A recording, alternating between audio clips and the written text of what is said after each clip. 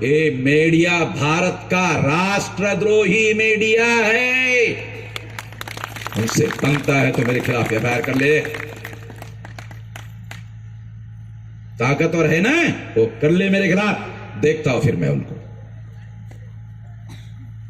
जो लोग राष्ट्रद्रोह कर रहे हैं उनसे मैं लड़ने के लिए तैयार हूं।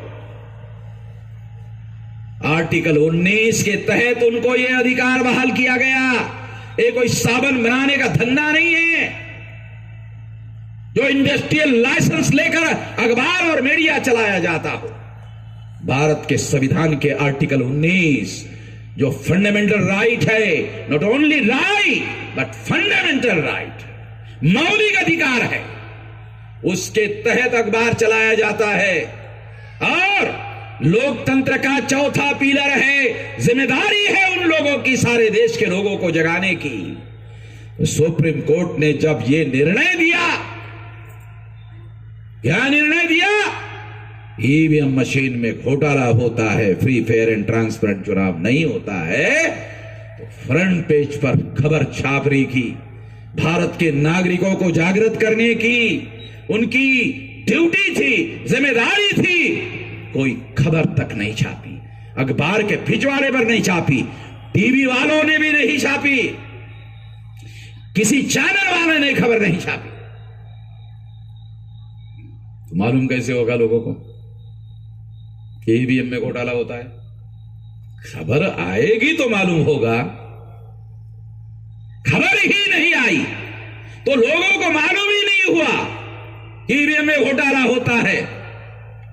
इस इग्नोरेंस का फायदा उठाकर चुनाव आयोग ने पेपर ट्रेल मशीन लगाने का काम ही नहीं किया। जो किया तो 0.33% किया, और वो भी नागालैंड मिजोरम में किया, ताकि प्लेन एरिया में रहने वाले लोगों को मालूम ही नहीं होना चाहिए कि ईवीएम में घोटाला हुआ।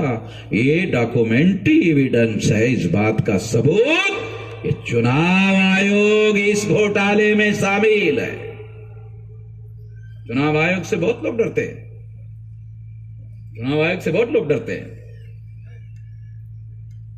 तो मैं तो कह रहा हूं कि चुनाव आयोग इसमें शामिल हो, चुनाव आयोग मेरे खिलाफ कार्रवाई करे, फिर मैं चुनाव आयोग की भी देखता हूं। साथियों, ये बात मैं इसलिए आपको बता रहा हूं, इतनी सख्त भाषा में इसलिए बोल रहा हूं क्योंकि वो लोग समझ ले कि जो संविधान के विरोध में साजिश कर रहे हैं, संविधान के विरोध में षड्यंत्र कर रहे हैं, लोकतंत्र के विरोध में षड्यंत्र कर रहे हैं, चुनाव के विरोध में षड्यंत्र कर रहे हैं, वो ये जान ले कि हम जान गए हैं, वो जान ले कि हम जान गए हैं।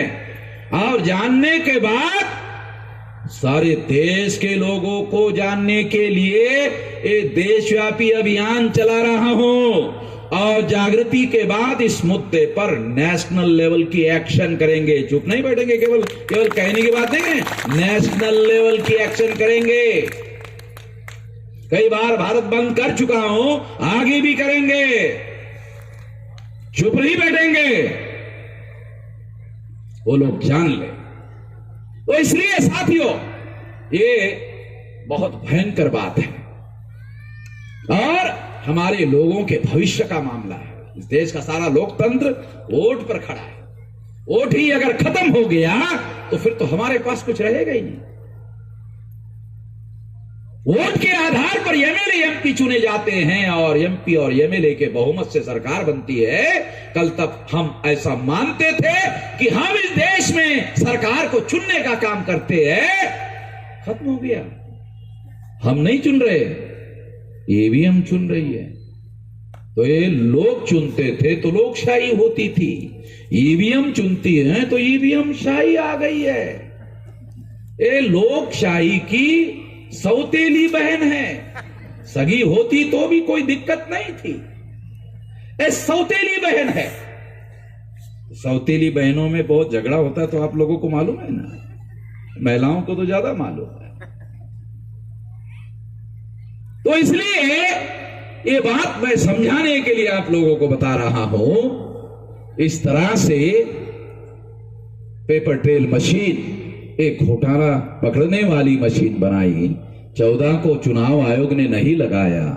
14 को कम से कम 7 राज्यों का विधानसभा का चुनाव, 15 को 7 राज्यों के विधानसभा का चुनाव, 16 को 7 राज्यों के विधानसभा का चुनाव। चुनाव आयोग ने पेपर ट्रेल लगाए। बगैर पेपर ट्रेल के ये चुनाव करवाया। इसका मतलब है घोटाला पकड़ने वाली मशीन लगाए बगैर ही, पेपर ट्रेल मशीन लगाए बगैर ही चुनाव करवाया। इसका मतलब चुनाव आयोग ने जानबूझकर एक घोटाला करवाने का काम किया।